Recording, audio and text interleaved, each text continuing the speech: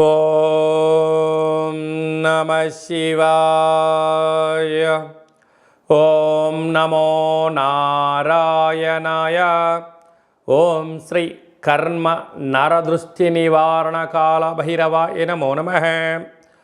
ఓం సూర్య అరిష్టేతు సంప్రాప్తే సూర్య పూజాంచ కారయేత్ సూర్యధ్యానం ప్రవక్ష్యామి ఆత్మదోషపీడోప ఉపశాంతయే.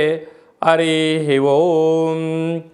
మా ఛానల్కి స్వాగతం. చూస్తున్న వీక్షకులకు ప్రేక్షకులకు ప్రియ కాళభైరవ భగవద్బంధులకి స్వాగతం పలుకుతూ మమ్మల్ని ఎంతగానో ఆదరిస్తూ ఉండబడినటువంటి ప్రియ సోదరా సోదరీమణులకు, జ్యోతిష్య అభిమానులకు, ఆరోగ్య అభిలాషులందరికీ స్వాగతం పలుకుతూ అందరిపైనను ఆరోగ్యకారకుడు, ఆత్మకారకుడు, పితృకారకుడైనటువంటి సూర్య భగవానుని యొక్క ఆశీస్సులు అందరిపైనను ప్రసరించాలని, అందరికీ నిండు నూరేళ్ల ఆయురారోగ్యాలను ప్రసాదించాలని మనమందరము కూడా ప్రతిరోజు సూర్య నమస్కారం చేద్దాం.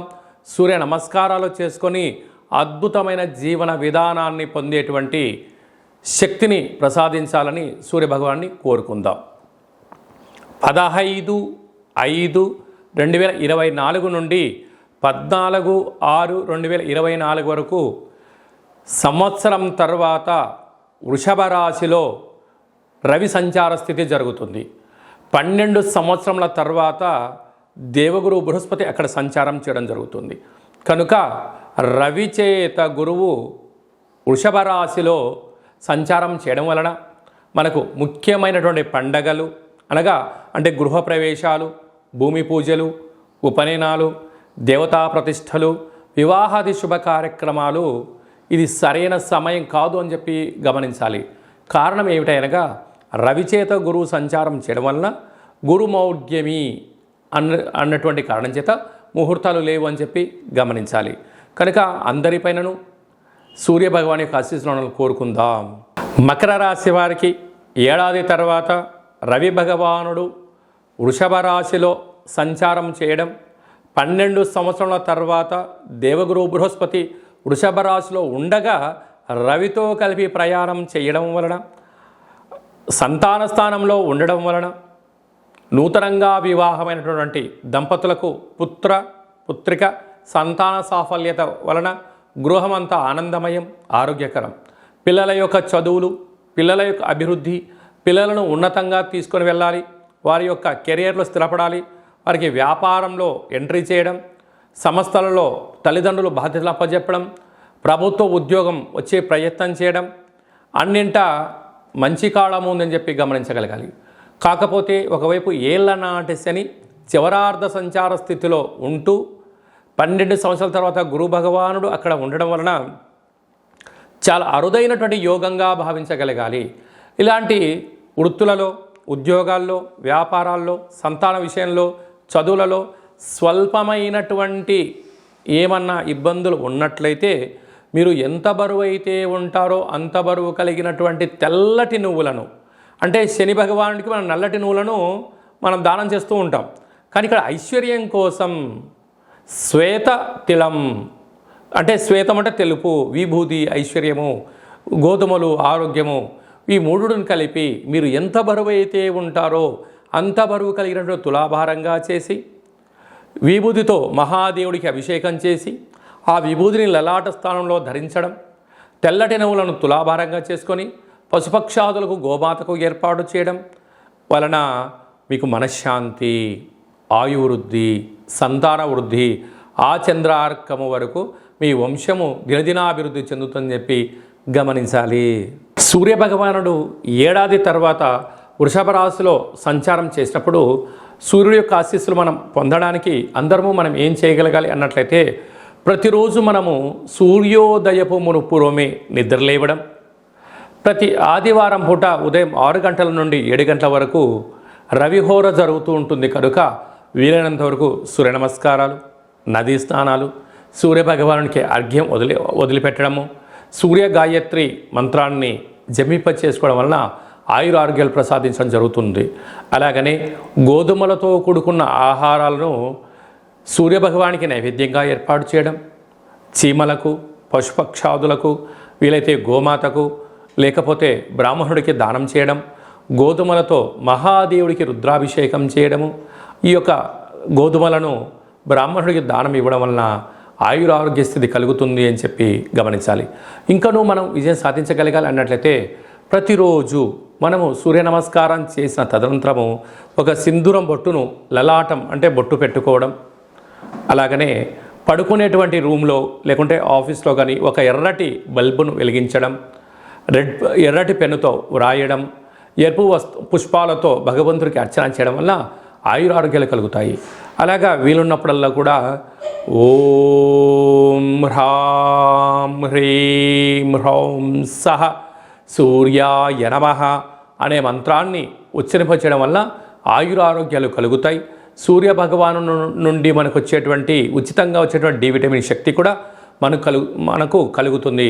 మంత్రం వలన ప్రశాంతత వలన ఆరోగ్యము, ఆరోగ్యం వలన మనశ్శాంతి వలన మనం తిన్నటువంటి ఆహారము ఒంటికి పట్టడం, మంచి సకాలంలో నిద్ర, సకాలంలో ఆసనాలు వేయడం వల్ల ఆరోగ్య పరిస్థితి అద్భుతంగా ఉంటుందని చెప్పి గమనించాలి. ఇంకనూ మనం విజయం సాధించగలగాలి అన్నట్లయితే ఈ యొక్క పాత్ర కంచు పాత్ర అంటారు.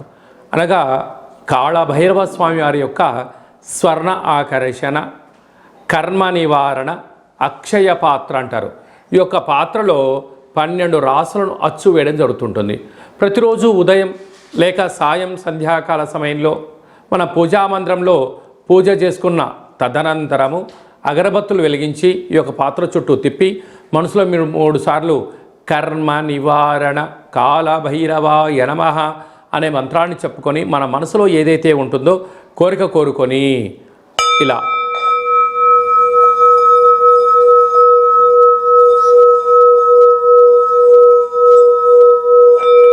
శబ్ద తరంగాలను సృష్టించడం వలన మనిషి జీవితంలో ప్రశాంతత, ఆనందం, ఆరోగ్యం, ఐశ్వర్యం మన సొంతమవుతుందని చెప్పి గమనించగలగాలి.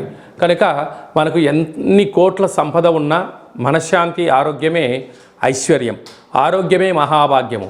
కనుక ఈ శబ్ద తరంగాల వలన మనకు ఇవన్నీ కూడా తృప్తిని, ఐశ్వర్యాన్ని, ఆనందాన్ని ఇస్తుందని చెప్పి గమనించాలి. కనుక ఇంట్లో ఎవరు కూడా కీచులాడుకోకుండా, గొడవ పడకుండా ప్రశాంతంగా ఉండే శక్తి ఈ శబ్ద తరంగాల ద్వారా ఉంటుందని చెప్పి గమనించాలి.